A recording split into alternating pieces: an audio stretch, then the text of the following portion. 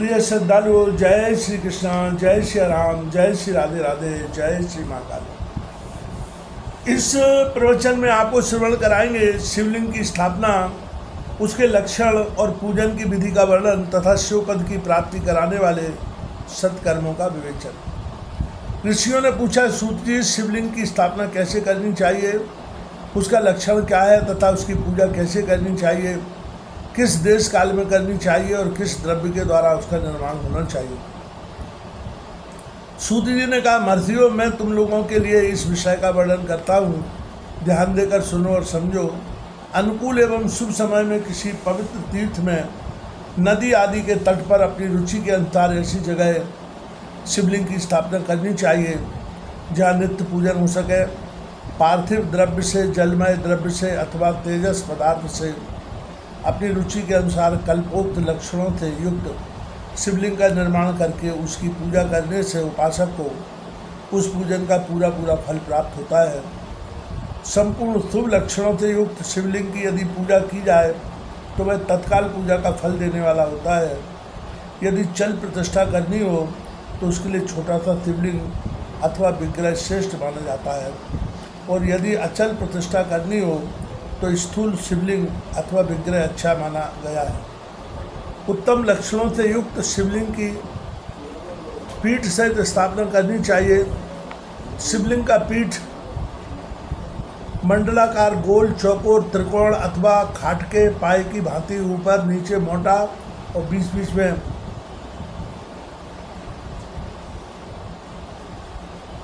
पतला होना चाहिए। ऐसा लिंग पीठ महान फल देने वाला होता है। पहले मिट्टी से, प्रस्तर आदि से अथवा लोहे आदि से शिवलिंग का निर्माण करना चाहिए। जिस द्रव्य से शिवलिंग का निर्माण हो उसी से उसका पीठ भी बनाना चाहिए। यही स्थावर अचल प्रतिष्ठा वाले शिवलिंग की विशेष बात है। चल प्रतिष्ठा वाले शिवलिंग में भी लिंग और पीठ का एक ही उपादान होना चाहिए, किंतु बाणलिंग के लिए यह नियम नहीं है। लिंग की लंबाई निर्माणकर्ता व स्थापना करने वाले यजमान के 12 अंगुल के बराबर होनी चाहिए। ऐसे ही शिवलिंग को उत्तम कहा गया है। इससे कम लंबाई हो तो फल में कमी आ जाती है, अधिक हो तो कोई दोष की बात नहीं है। चललिंग में भी वैसा ही नियम है। उसकी लंबाई कम से कम कर्ता के 1 अंगुल के बराबर होनी चाहिए। उससे छोटा होने पर अल्प फल मिलता है, किंतु उससे अधिक होना दोष की बात नहीं है। यजमान को चाहिए कि वह पहले शिल्प शास्त्र के अनुसार एक विमान या देवालय बनवाए जो देवगणों की मूर्तियों से अलंकृत हो। उसका गर्भगृह बहुत ही सुंदर, सुदृढ़ और दर्पण के समान स्वच्छ हो। उसे 9 प्रकार के रत्नों से विभूषित किया गया हो। उसमें पूर्व और पश्चिम दिशा में 2 मुख्य द्वार हों जहाँ शिवलिंग की स्थापना करनी हो। उस स्थान के गर्त में नीलम, लाल, बैदूर, श्याम, मरकत, मोती, मूंगा, गोमेद और हीरा, इन 9 रत्नों को तथा अन्य महत्वपूर्ण द्रव्यों को वैदिक मंत्रों के साथ छोड़ें। सद्योजात आदि 5 वैदिक मंत्रों द्वारा शिवलिंग का 5 स्थानों में क्रमशः पूजन करके अग्नि में भविष्य की अनेक आहुतियाँ दें और परिवार सहित मेरी पूजा करके गुरु स्वरूप आचार्य को धन से तथा भाई बंधुओं को मनचाही वस्तुओं से संतुष्ट करें। याचकों को जड़, सुवर्ण, गृह एवं भू संपत्ति तथा चेतन गौ आदि वैभव प्रदान करें। स्थावर जंगम सभी जीवों को यत्नपूर्वक संतुष्ट करके एक गड्ढे में सुवर्ण तथा 9 प्रकार के रत्न भरकर सद्योजातादि वैदिक मंत्रों का उच्चारण करके परम कल्याणकारी महादेव जी का ध्यान करें। तत्पश्चात नाद घोष से युक्त महामंत्र ओंकार का उच्चारण करके उक्त गड्ढे में शिवलिंग की स्थापना करके उसे पीठ से संयुक्त करें। इस प्रकार पीठ युक्त लिंग की स्थापना करके उसे नित्य लेप दीर्घ काल तक टिके रहने वाले मसाले से जोड़कर स्तर करें। इसी प्रकार वहाँ परम सुंदर बेल मूर्ति की भी स्थापना करनी चाहिए। सारांश यह है कि भूमि संस्कार आदि की सारी विधि जैसी लिंग प्रतिष्ठा के लिए कही गई है, वैसी ही बेल मूर्ति प्रतिष्ठा के लिए भी समझनी चाहिए। अंतर इतना ही है कि लिंग प्रतिष्ठा के लिए प्रणव मंत्र के उच्चारण का विधान है, परंतु बेर की प्रतिष्ठा पंचाक्षर मंत्र से करनी चाहिए। जहाँ लिंग की प्रतिष्ठा हुई है वहाँ भी उत्सव के लिए बाहर सवारी निकालने आदि के निमित्त वेर मूर्ति को रखना आवश्यक है। बेर को बाहर से भी लिया जा सकता है, उसे गुरुजनों से ग्रहण करें। बाह्य बेर वही लेने योग्य है जो साधु पुरुषों द्वारा पूजित हो। इस प्रकार लिंग में और बेर में भी की हुई महादेव जी की पूजा शिव पर प्रदान करने वाली है। स्थावर और जंगम के भेद से लिंग भी दो प्रकार का कहा गया है। वृक्ष लता आदि को स्थावर लिंग कहते हैं और कृमि कीट आदि को जंगम लिंग। स्थावर लिंग की सींचने आदि के द्वारा सेवा करनी चाहिए और जंगम लिंग को आहार एवं जल आदि देकर तृप्त करना उचित है। मन स्थावर जंगम जीवों को सुख पहुँचाने में अनुरक्त होना चाहिए। भगवान शिव का पूजन है ऐसा विद्वान पुरुष मानते हैं। यूँ बराबर जीवों को भी भगवान शंकर के प्रतीक मानकर उनका पूजन करना चाहिए।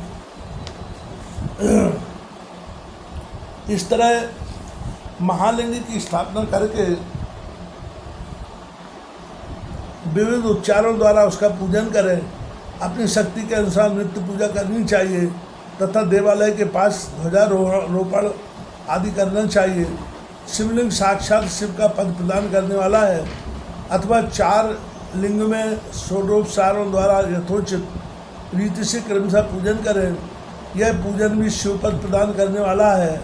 आवाहन, आसन, अर्ध पाद्य, पाद्यांग, आचमन, अभ्यंग पूर्वक स्नान, वस्त्र एवं यज्ञोपवीत, गंध, पुष्प, धूप, दीप, नैवेद्य, तांबूल, समर्पण, नीराजन, नमस्कार और विसर्जन, ये 16 उपचार हैं। अथवा अर्ध से लेकर नैवेद्य तक विधिवत पूजन करें। अभिषेक, नैवेद्य, नमस्कार और तर्पण ये सब यथाशक्ति नित्य करें। इस तरह किया हुआ शिव का पूजन शिव पद की प्राप्ति कराने वाला होता है। अथवा किसी मनुष्य के द्वारा स्थापित शिवलिंग में, ऋषियों द्वारा स्थापित शिवलिंग में, देवताओं द्वारा स्थापित शिवलिंग में, अपने आप प्रकट हुए स्वयंभू लिंग में तथा अपने द्वारा नूतन स्थापित हुए शिवलिंग में भी उपचार समर्पण पूर्वक जैसे तैसे पूजन करने से या पूजन की सामग्री देने से भी मनुष्य ऊपर जो कुछ कहा गया है वह सारा फल प्राप्त कर लेता है। क्रमशः परिक्रमा और नमस्कार करने से भी शिवलिंग शिवपद की प्राप्ति कराने वाला होता है। यदि नियम पूर्वक शिवलिंग का दर्शन मात्र कर लिया जाए तो वह भी कल्याणप्रद होता है। मिट्टी, आटा, गाय के गोबर, फूल, कनेर, पुष्प, फल, गुड़, मक्खन, भस्म अथवा अन्न से भी अपनी रुचि के अनुसार शिवलिंग बनाकर तदनुसार उसका पूजन करें। अथवा प्रतिदिन 10,000 प्रणव मंत्र का जप करें। अथवा दोनों संध्याओं के समय एक एक सहस्त्र प्रणव का जप किया जा करें। यह क्रम भी शिवपद की प्राप्ति कराने वाला है ऐसा मानना चाहिए। जब काल में मकारांत प्रणव का उच्चारण मन की शुद्धि करने वाला होता है।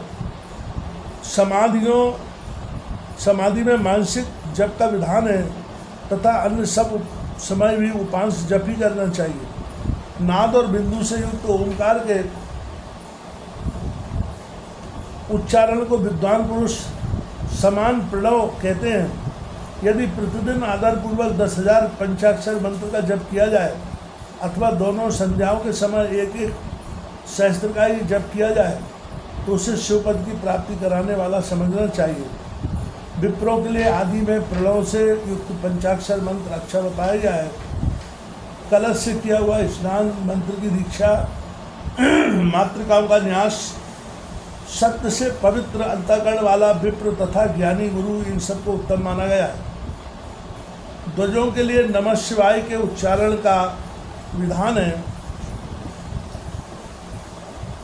द्विजोत्तरों के लिए अंत में नमा पद के प्रयोग की विधि है, अर्थात वे शिवाय नमः इस मंत्र का उच्चारण करें। स्त्रियों के लिए भी कहीं कहीं विधि पूर्वक नमो अंत उच्चारण का ही विधान है, अर्थात वे भी शिवाय नमः का ही जप करें।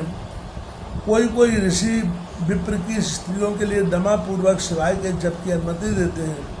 अर्थात वे नमः शिवाय का जप करें।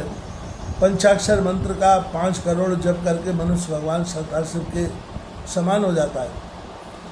1, 2, 3 अथवा 4 करोड़ का जप करने से क्रमशः ब्रह्मा, विष्णु, रुद्र तथा महेश्वर का पद प्राप्त होता है।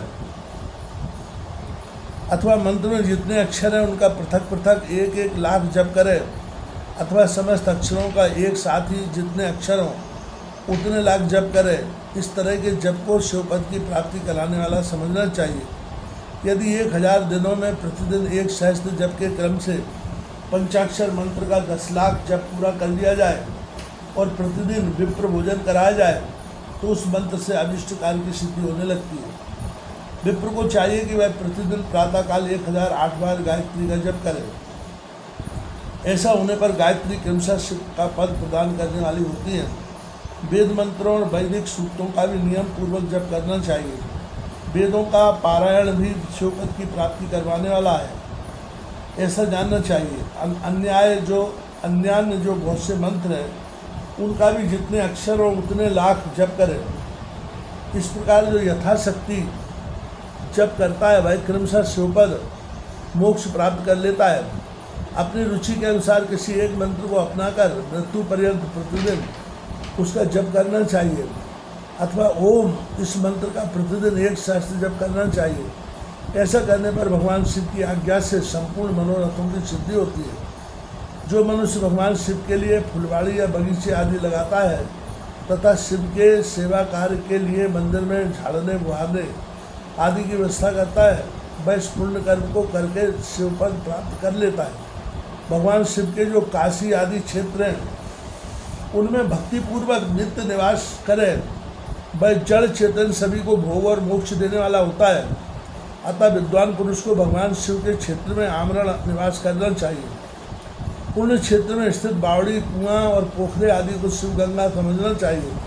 भगवान शिव का ऐसा ही वचन है, वह स्नान, दान और जप करके मनुष्य भगवान शिव को प्राप्त कर लेता है। अतः मृत्यु पर्यंत शिव के क्षेत्र का आश्रय लेकर रहना चाहिए। जो शिव के क्षेत्र में अपने किसी मृत संबंधी का दाय, दशाय, मासिक श्राद्ध, सपिंडीकरण अथवा वार्षिक श्राद्ध करता है, अथवा कभी भी शिव के क्षेत्र में अपने पितरों को पुण्य देता है वह तत्काल सब पापों से मुक्त हो जाता है और अंत में शिवपद पाता है। अथवा शिव के क्षेत्र में 7, 5, 3 या 1 ही रात निवास कर ले। ऐसा करने से भी क्रमशः शिवपद की प्राप्ति होती है।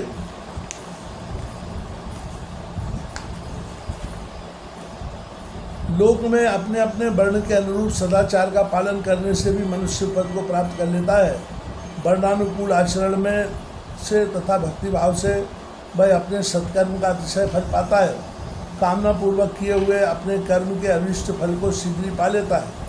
निष्काम भाव से किया हुआ सारा कर्म साक्षात शिवपद की प्राप्ति कराने वाला होता है। दिन के 3 विभाग होते हैं, प्रातः, मध्याह्न और सायं।